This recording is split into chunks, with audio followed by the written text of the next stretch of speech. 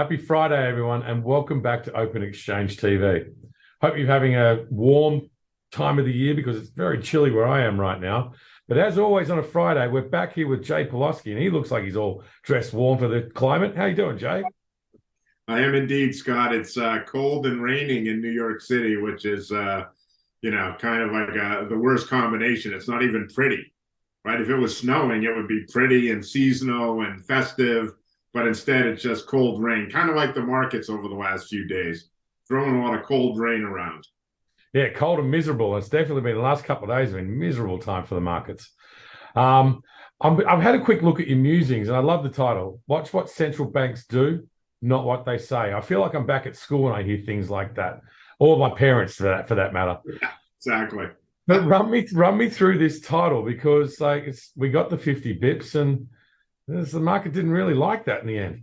Well, I don't think it's so much the 50 bips. It's the press conference and what Chair Powell had to say. And, it's interesting because it was the same on both sides of the Atlantic, right? We had one of those unusual days where not only the Fed, but also the ECB was meeting and coming out with their decisions. And so both central banks stepped down from 75 basis point rate hikes to 50 basis point rate hikes. So that's a downshift clearly in their actions. And yet what they said was quite aggressive, both from Chair Powell, who just hammered away at the idea that he was going to slow rate hikes or, stop before inflation got to 2% or any of that sort of thing. And Chair Lagarde at the ECB was even more hawkish and had much more of an effect, interestingly enough, on the European yield curve, which backed up aggressively, whereas the U.S. Rate market really didn't respond very much to Chair Powell's commentary. But to me, it does make sense, right? The Powell's been clear in wanting to kind of limit animal spirits. In Europe, the stock market's been up almost 20% quarter to date up until the last couple of days. So clearly some animal spirits starting to develop there. So I think both central banks wanted to put risk appetites back in a corner and use their verbiage to do so while actually setting the stage for those risk assets to come back. And what I thought was really interesting, Scott, was, really two things, right? Underneath and besides the central bank action, if you look at US CPI over the last 5 months and you annualize it, it comes out to 2.4% annualized. This is Bloomberg data. And so that's very, very close to the 2% target. So you need to move away, or here at TBW Advisory, we are advising clients to move away from that focus on the headline 7% and understand that the recent trend in inflation has been right in line with what the central bank wants to see. And we think December is going to be the same thing, right? Gas prices are even lower. Shelter prices are going down. So retail sales were weak. So we expect to see December CPI, bang in line with November, which would suggest that the second half of 2022, inflation was actually just slightly north of 2%. And really interesting, at the same time as inflation is coming down towards the Fed's target, the Atlanta Fed nowcast for GDP growth in Q4 is right around 3%. So that would suggest that fabled soft landing, or what we have called here since the summer, the middle path or the middle way, actually might be materializing, right? We have inflation slowing towards the Fed's objective. We have growth remaining relatively robust. And there are lots of reasons for that, right? We've talked about several of them, the consumer being fine, corporates being fine, banking sector fine. Declining inflation means real wages are okay.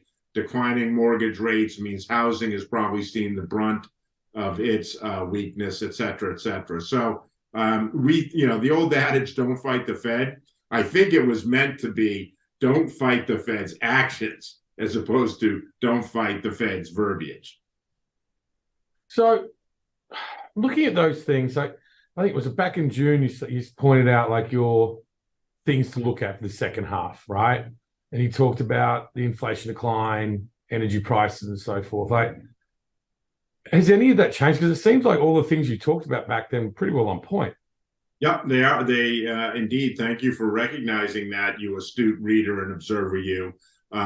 That's exactly right. We wrote about the three keys for the second half: the pace of the decline in U.S. inflation, which we just talked about, bang on; the path of European energy prices, which Europe just went through its first real cold snap of the winter. Energy prices completely benign, no spike, no increase, just flat. Which is very good news for Europe. And then the third was China's ability to move off of zero COVID. And that, in our view, as we wrote about last week, is the single biggest positive surprise for global growth and risk appetites that we've seen over the last couple of months. And that continues to play out. And interestingly enough, it got a little support by on Thursday when the U.S. Public Company Accounting Board came out and said that they, in fact, had gotten free and clear access to China-based auditing of China companies listed in the United States. And this is a big deal. You and I, we've talked about KWEB, which is the China Tech ETF, which we hold. We've had positions in China, both in debt and equity. And this is really an important point because the U.S. was basically saying we're going to delist all those companies if we can't get access to their auditing. And China has given access to that auditing. And so China understands, again, part of our argument, they need foreign capital. China needs foreign capital. And so they have maintained access to the U.S. stock market by providing this access to the U.S. Accounting Board. And so that's positive. And then, continuing on a little bit on China, we are quite bullish on China growth next year, which we think is going to approach 5%, more than double what it's likely to be this year, probably 2.5%. For China growth, given all the COVID issues earlier in the year. And so we think that's really very constructive for global growth, right? If people are concerned about global recession, a China that grows at 5% should really reduce that concern. And we just note a recent McKinsey report, which suggests that China, much as happened in the US and in Europe, has built up an excess savings pool of $2 trillion in 2022 because of the lockdowns and people not being able to spend. Just as we saw here in the US, Scott, and just as we have seen in Europe this year. One of the reasons why Europe has averted recession so far in 2022, notwithstanding the tripling, quadrupling, et cetera, of energy prices, is because consumers were spending that excess savings. The same thing is going to happen in China. We see no reason to suggest anything other than the Chinese doing the same thing as the US consumer did and the European consumer did. And when you read the China stuff coming out from the government, they are focusing on domestic consumption. They want to drive domestic consumption both tactically, near term, to access that pool of savings, and strategically, because while consumption represents 65 to 70% of the US and Europe and developed economies, it's only 45 to 50% in China. And they understand that they need to boost that to reduce dependence on exports and reduce dependence on the fixed asset investing, which has been the real driver, as we all know, to China growth over the last 10 or 15 years. So this is both tactical and strategic. They've got $2 trillion in excess savings, according to McKinsey, not China government, not somebody you've never heard of, McKinsey, which is a pretty decent source, suggesting, in our minds at least, that China is going to grow and grow quite well in 2023. Okay, so should investors be taking a look at dot plots? Like everyone's talking about dot plots. Like, is that something they really should be looking into right now? Because you must be a big fan of it, no? I laugh because you read my thing, so you know what I said. I say that dot plots are beyond useless, that they're dangerous to investors, and I think they should come with a hazardous tagline across them, simply because the Fed has no more idea really than the rest of us as we come out of this ahistorical period of what's likely to happen. And that's why, if you doubt that statement that they're dangerous, just go back and look at what the dot plot said a year ago. I can assure you they were not anywhere close to where interest rates are today. Now, granted, a lot of stuff happened last year or in 2022, including the Russian invasion of Ukraine, which obviously hit energy prices, etc. But to me, the point is that the Fed and the ECB are going to be data dependent. And the data, as I laid out at the onset, with inflation annualizing over the last 5 months at 2.4%, the data is going to be abundantly clear that inflation is ebbing and ebbing quickly. And therefore, the Fed is going to respect that. And so our view, as we've written about the last month or so, is that the headwinds of 2022, right? Rising inflation, rapidly rising interest rates, the most aggressive Fed tightening cycle in 40 years, strong dollar, the strongest dollar in 20 years. Those headwinds are going to turn into tailwinds in 2023. Inflation coming down, rates coming down, Fed, pausing. We're not buyers of the Fed cutting in 2023. We expect pause, not cut.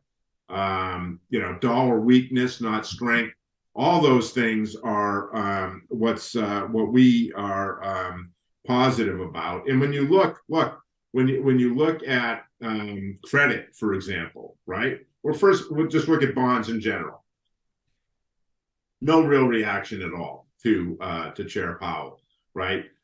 Still expecting the Fed to cut rates in 2023, even though the Fed clearly showed in the dot plots that they expect rates to end 2023 at 5%. Okay, so the market is disregarding, as we suggest, at least the bond market, disregarding, as we suggest, the dot plots. It's also worth noting that credit is not worrying about recession risk or Fed over tightening and making a mistake, right? Credit's supposed to be the smart guy in the room insofar as picking up economic tendencies and directions. Absolutely no concern whatsoever about a recession in the U.S. if you look at U.S. high yield. And so we share that view, right? And again, as we've talked about, we are long U.S. high yield. We're long Asian high yield, in part because of our view on no recession in the U.S. and China growth at 5%. Those are the positions that we think make a lot of sense. The equities, on the other hand, one could argue, and we were talking about it before we went live, October, November were great months, right? We had tremendous months in our model portfolios in both months. And we've given a chunk of that back over the last these first couple weeks in December. And technically, there's a lot of resistance in supply overhead around 4150, 4200. I'm not a technician, but I respect and pay attention to the technicals, and that's what the technicals are saying. So we're going to need to drive equities, at least U.S. equities, higher. We're going to need, some sort of catalyst to break through that. On the other hand, non-U.S. equities are clearly making a strong relative strength case against the U.S., which we think is, again, we talked about, and we're positioned for we think we're on the cusp of a multi-year run where non-US equities outperform the US. So, as we say, like, we're coming to the end of the year here. We've got one show left ourselves. Everyone's in the holiday spirit and so forth. So, but markets don't go into that quiet period. They stay open. They keep on trading. But we've now got 7 weeks to the next Fed meeting, and a lot of stuff can happen in between now and then. How do you see it playing out, Jay? Well, it is interesting. We noted exactly that. We think that in the intervening 7 weeks from this week's Fed meeting to the next one at the beginning of February, a lot of data will come out. We think that data, as we've suggested in our conversation here so far, is going to be supportive of declining inflation. We also think it will be supportive of an okay economy. We really struggle, Scott, to understand what is going to drive the U.S. economy into recession. If we are growing at 3% in Q4, as we are according to the Atlanta Fed nowcast, what is going to create us going from 3% growth to negative growth over the next, 6 to 8 to 12 weeks? We really struggle to see it. Instead, we expect falling inflation to boost real wages, which in turn support consumption. We expect falling inflation to support gradually declining mortgage rates, which support the housing market. And therefore, we continue to hold the view, as we have all year, of the real story on the economic front is high nominal growth, right? Combination of inflation and real growth. And that number for 2022 averaged about 9%. We expect it to average about 5 to 6 to 7% in 2023.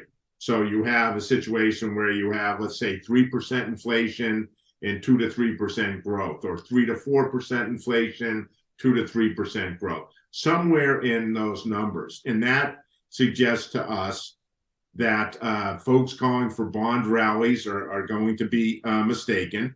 Recession is consensus in the bond market. It's approaching consensus in the equity market. We think that's going to be proven wrong. Sharp earnings declines, we think, are going to be proven wrong, right? High nominal growth supports the top line, which supports the bottom line. Right now, Bloomberg consensus has 2023 earnings growth for the U.S. of about 3%. That's feasible to us. Look, our view is that as we go into 23, is that we expect a flattish type U.S.